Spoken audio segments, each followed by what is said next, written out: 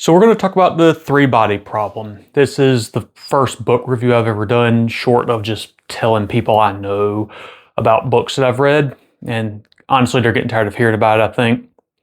So three-body problem, it's received a lot of hype. A lot of people have said, hey, it's one of the best things I've ever read. It's mind-blowing. It's all these good things. And I'm going to say before I get started, Three-Body Problem is a really good book. However, I don't think it is as revolutionary as people have made it out to be. It's kind of a symptom or something along the lines of what's old is new again. I think people that have read Isaac Asimov would say Three-Body Problem is par for the course. It's very hard sci-fi. It's very much high science concepts, low action, low drama. And the idea is we're talking about ideas. We're not so much talking about this in-depth story with all this nuance to it. Is there story in Three-Body Problem? Sure. There is absolutely story in it. But in hard sci-fi books, and Three-Body Problem is an example, story sometimes takes a backseat to the ideas and the technology. Now, Three-Body Problem's ideas, and I'm going to say this right now, I'm going to be talking about spoilers in the book, so if you don't want to know what's going on in the book, I wouldn't watch this video, but I am going to talk about very specific things from the story. So Three-Body Problem, it starts off following a young girl in the Chinese Cultural Revolution. I personally didn't know a whole lot about this, and I learned a little bit about it because I looked some things up while I was reading the book to kind of make more sense to me. Fortunately for me, the author and the translator, they put little snippets, footnotes in the book to kind of help explain things. They help, but they only give you just a very minor understanding, but enough to get through the story. So we start off with this young girl in the Cultural Revolution. She watches her father get murdered. She watches her mother turn on her father, and ultimately her sister has kind of turned against the family as well. She gets sent off to essentially a forced labor camp because she's related to the physicist that was killed, and he was seen as insurrectionist.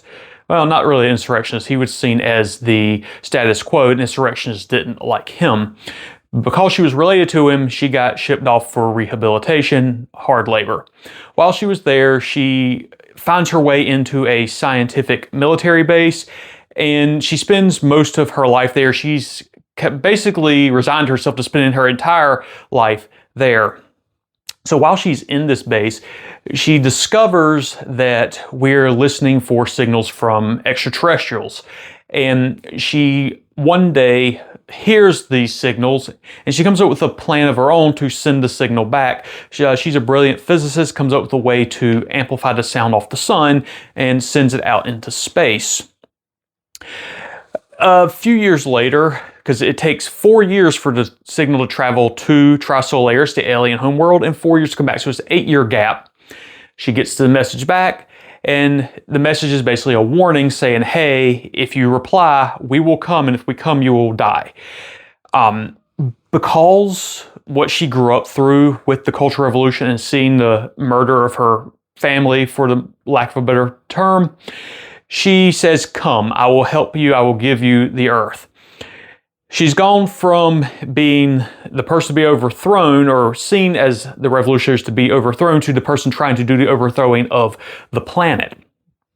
Once that happens, we time jump to a more or less modern day nanotechnology scientist. He's developing nanofilaments, super strong stuff, you can barely see it. And he starts seeing in photographs, because he's an amateur photographer, he starts seeing a countdown in his photographs. He takes a picture, it's got numbers in it. He takes another picture, it's got numbers in it, and they're slowly counting down. So it freaks him out. He goes home, he has his wife and his daughter take pictures. The countdown doesn't appear in their pictures. He takes another picture, it shows up in the pictures he takes. He borrows a friend's camera, takes a picture, the countdown's there, and it doesn't show up for anybody else. Eventually he starts seeing these in his eyes, and he starts to get very concerned. And at that point, he gets contacted by basically the governments of the world. They're all kind of working together behind the scenes because they're aware that Earth is at war with this alien species, alien race, and we have got to do something about it, but the general population doesn't know. And they bring him on board and they say, hey, there's a group of scientists that are kind of a shadow organization. We think they're working with these people. We want you to try to infiltrate them. Long story short, he gets mixed up with that group and he starts learning that they are indeed trying to hand the Earth over to the aliens. Now, there's factions within the group. There's 3 factions, but it's alluded to one of them is more or less done away with. There's one faction that wants aliens to come wipe the Earth out. There's another faction that wants aliens to come and save humanity. They think humanity is beyond saving by ourselves. Now, while this is going on, there is a game called 3-Body. 3-Body is a game played in a web browser, and you have to use a full VR suit to play it. And he sees one of these shadow cabal scientists playing the game. He knows this person a little bit, and he buys a VR suit, goes inside of the game. Now, in the game, it's made by people, but it's made by the people who are very sympathetic to the aliens and want the aliens to come. And the idea behind this game is so that the people playing it become sympathetic to the alien culture. They learn about the culture because they view our world through the lens of their what they experience. So the aliens live on a world with 3 suns, and the 3 suns periodically destroy the planet. The aliens have to dehydrate. That way they can survive the cataclysm, and they start over again. Their technology gets set back, and the purpose of the game is to advance the civilization of the aliens, or advance their technology, when in reality it's just kind of showing the players what those aliens are going through and why it's so bad to live on their planet. They can never get but so advanced. So while the nanotechnologist is playing this, he's kind of learning about it, and he's solving some of the problems with the 3-Body, which it's a scientific theory, or I don't know if it's a theory, scientific problem. 3 bodies in space form basically a chaotic, I don't know if I want to call it a symbiosis. It just can't ever find harmony, and it just causes destruction. And he kind of slowly solves this a little bit, figures out the alien culture, but he doesn't know they're real at this point until it's revealed to him not too much later when he realizes what he's playing is actually what they've gone through. So he goes through all this, and they being he and the militaries of the world have kind of formed a plan to infiltrate / capture some of these scientific people who are helping bring the aliens. And they raid them.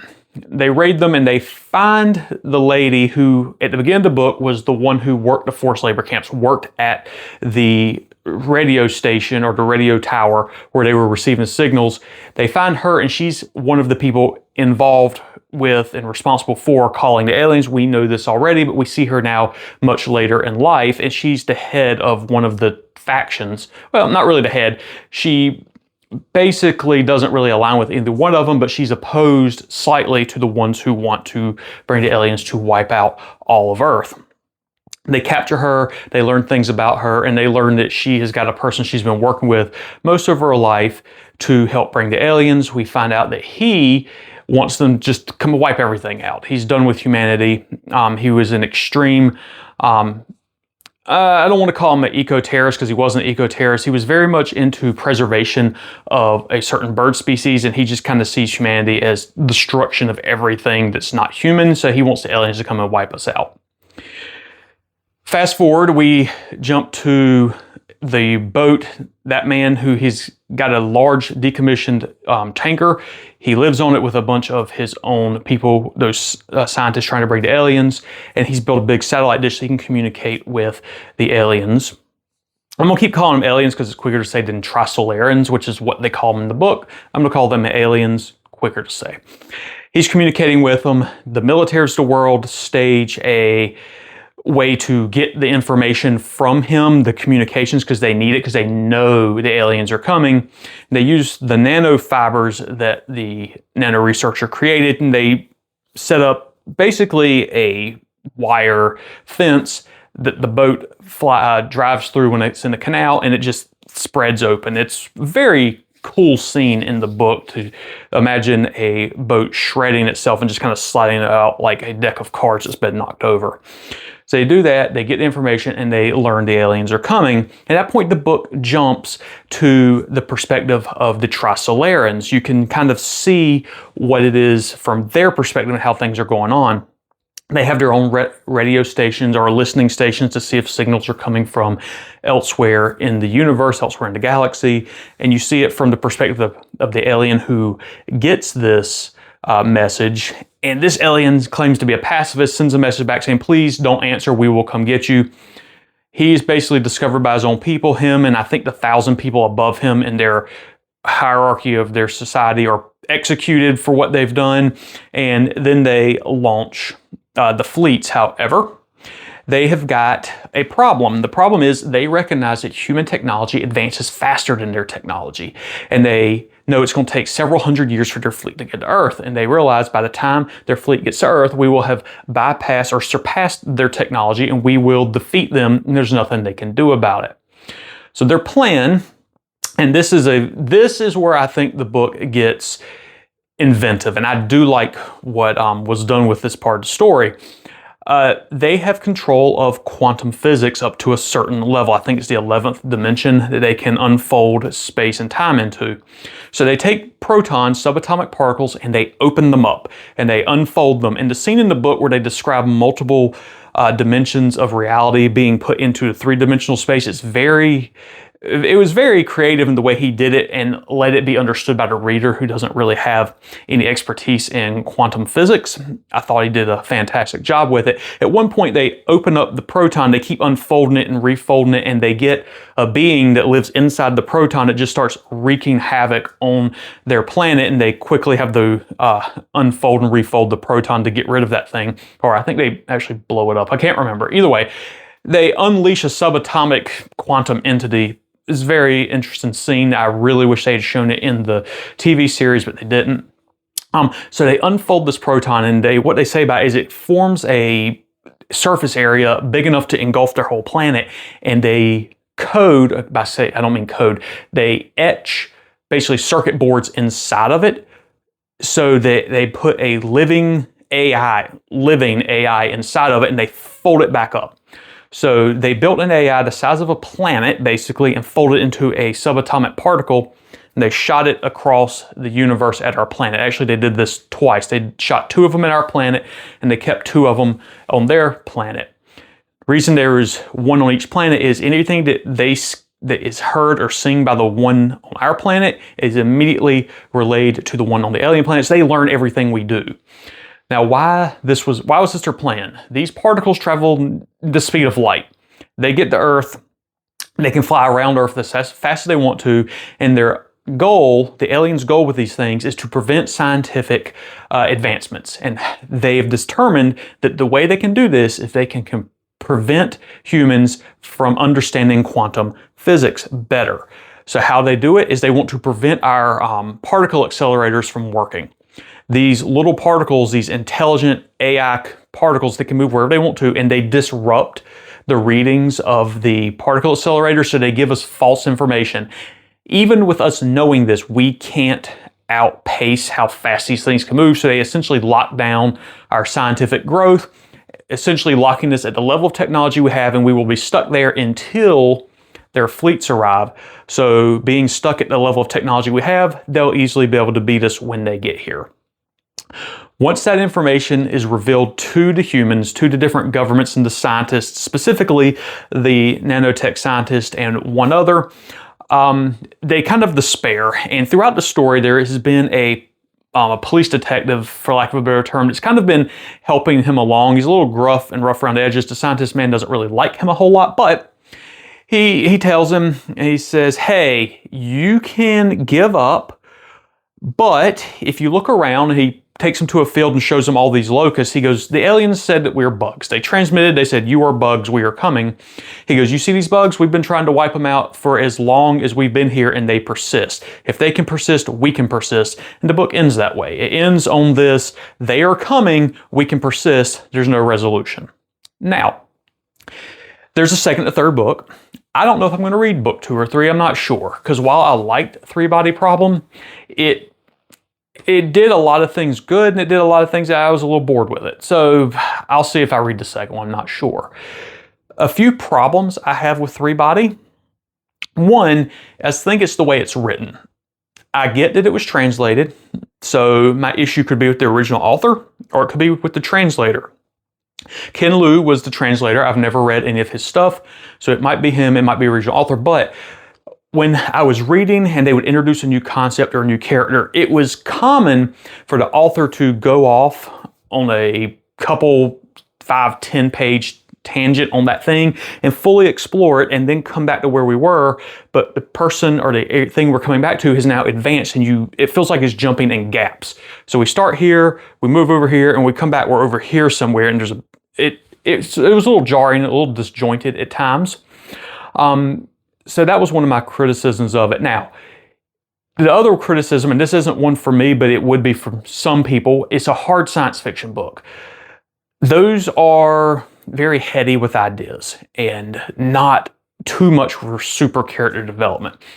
I didn't see this as a character-driven story, even though you could say it was with the revolutionaries. And yes, she starts off being the victim of it, and at the end of it, she is essentially trying to start a cultural revolution using an alien race to come and perpetuate that. So it's kind of a full circle for her, and that works. But since you don't follow her for most, I would say about half the book, it just kind of doesn't feel as character driven as some other stories could be. But it's hard sci-fi. I don't think it necessarily needs it.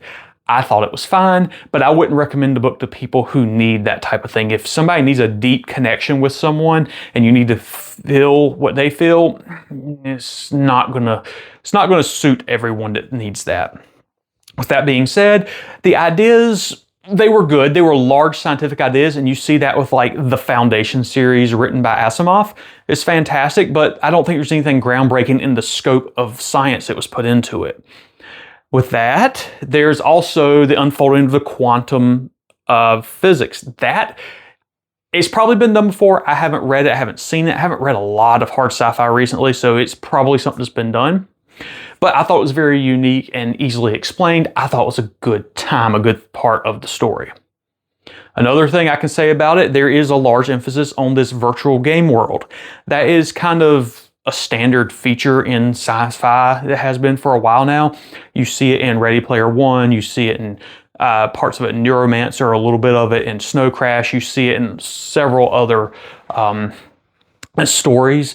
So is it innovative? No, but was it good? Yes. But overall, the innovation of the story, I'd say it's average at best. I was most intrigued by the Cultural Revolution part of it, honestly, because I didn't know a lot about it, and I found it interesting reading about someone going through that.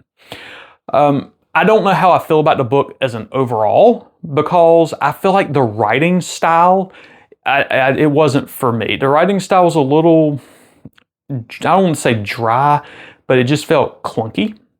And once again, that could be because it's a translated book. I'm not 100% sure on that. It felt clunky at times, and it drug at other times.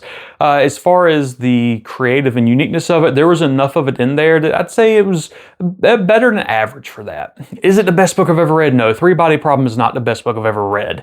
It's definitely a good book, but it's not something that I'm going to be reaching for to reread, I don't know if ever. But it's definitely worth it if you're a person that really likes more concrete ideas that might be somewhat feasible in the future. It's definitely for that. If you're looking for pew pew laser space battles and things like that, this is not the book for you. This is more of a very slow burn type of book of traditional science fiction, and sometimes that's good to get into, but that's my thoughts on Three Body. The next book I'm probably going to do is of Blood and Fire by Ryan Cahill. I'm working on it now. We'll see how long it takes me to get through with it.